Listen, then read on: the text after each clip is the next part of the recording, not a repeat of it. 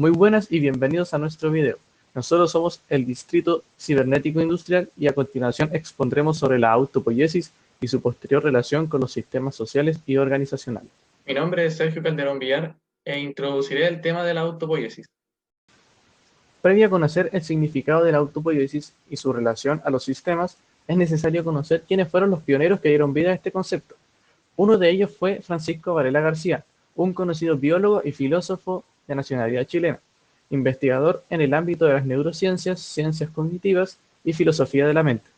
Él, en conjunto a su profesor chileno Humberto Maturana, fueron conocidos en sus ámbitos de especialidades, en las que publicaron una cantidad total de 6 libros y trabajos investigativos, de los cuales son conocidos por introducir el concepto de la autopoiesis en la biología. Para tener un mayor enriquecimiento sobre el tema, tocaremos en mayor detalle sobre el origen y el significado de la autopoiesis, siendo esta teoría llevada al ámbito social por Luhmann y su relación con los sistemas organizacionales de decisiones propuestas por él mismo. Hola, mi nombre es María Paz Vilches y les voy a hablar sobre el origen y el significado de la autopoiesis. Humberto Maturana, junto con Francisco Varela, en la introducción de la segunda edición de su libro de Máquinas y Seres Vivos, Autopoiesis, la organización de lo vivo, comenzaron a intentar contestar la interrogante sobre el origen de los seres vivos en la Tierra y cómo estos se constituían como entes autónomos, ya que un ser vivo estaba hecho en todos sus aspectos que tienen que ver solo con él para poder operar su vivir, donde tras un conjunto con las investigaciones del biólogo Ludwig von Bertalanffy, quien crea una teoría sobre sistemas abiertos procesadores de energía y ver a los seres vivos como totalidades, estas dos investigaciones forman el concepto de autorreferencia. Esto significa que el ser vivo surge como totalidad en un dominio distinto al operar particular de sus componentes.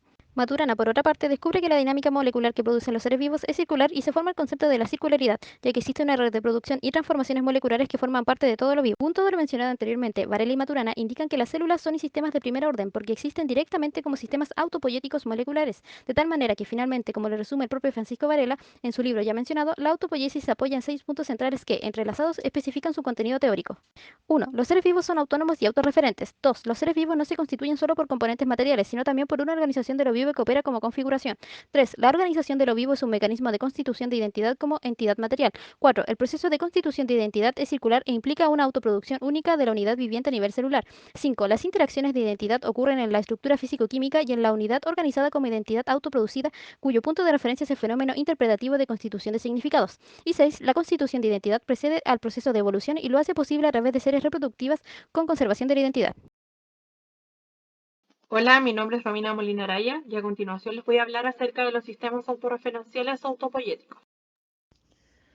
La teoría de sistemas concluye que estos se autocomparan para provocar una autorregulación lógica. Además, se considera que son susceptibles de análisis funcionales. Las categorías sistémicas se basan en el dinamismo de las funciones e incorporan el concepto de complejidad, cuya denominación es cibernética y definen los sistemas como multidimensionales en forma y en funciones.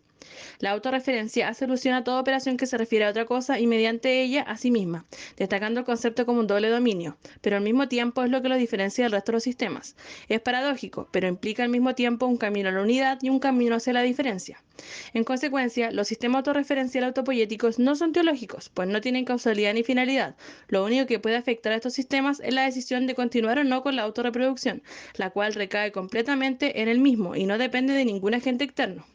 Dentro de sus características se encuentra que poseen vida, conciencia y comunicación, las cuales están presentes en todos sus componentes y en su entorno, con el cual forman una relación de reciprocidad. Hola, soy Yuri Céspedes y les hablaré sobre sistemas organizacionales de decisión. A fines de la década de 1970, Luhmann publica un ensayo que titula Organización y Decisión, en donde se refiere a las organizaciones como sistemas sociales constituidos por decisiones.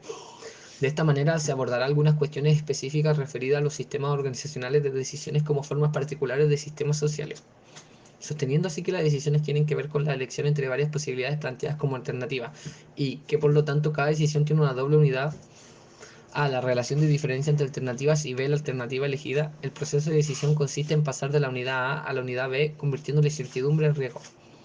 De esta manera se identifican los sistemas organizacionales como sistemas sociales constituidos por decisiones que producen y a su vez son producidas por otras decisiones. En un complejo proceso de selección interna de relaciones entre decisiones que se dan en un tiempo determinado.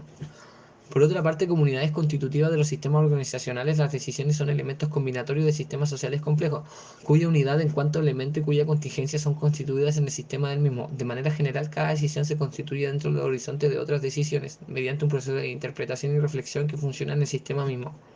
Tal es el caso, por ejemplo, del proceso de planificación, que consiste básicamente en decidir las premisas de decisión para otras decisiones futuras.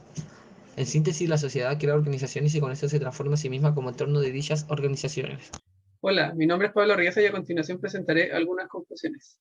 Los aportes realizados por Varela Maturana y por Fetanafay es importante mencionar las nociones de autonomía y autorreferencia de los seres vivos, la circularidad de los procesos moleculares autopoéticos, la configuración de identidades únicas que anteceden el proceso evolutivo y la teoría de los sistemas abiertos de la comunicación y de la evolución.